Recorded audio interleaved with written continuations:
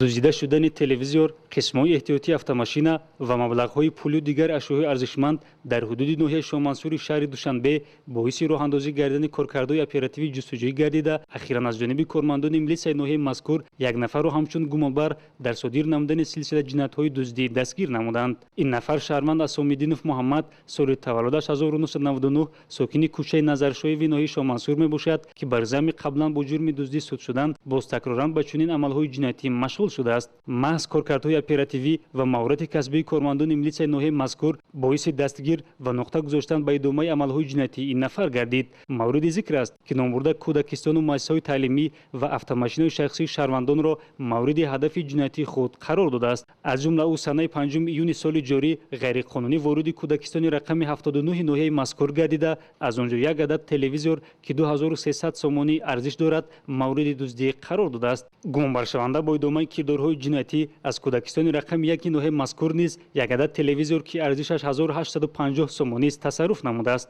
تقریبا ساعت 1:00 با سبب دزدی برآمده خانه و اصلی که جلوسی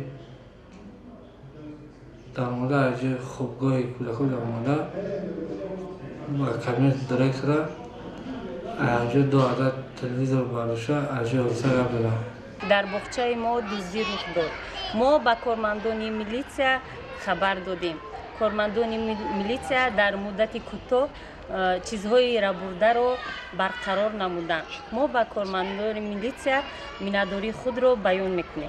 مورد ذکر است که گمانبر شونده محمد اسام‌الدینov اشیاءهای ربوده‌اش را با مبلغ ناچیز فروخته به منفعت خود صرف میکرد. ضمن پیشبرد کارهای تفصیلی معین گردید که در صادر نمودن زیاد از 15 حالت جنایتی دزدی گمانبر دانسته می شود.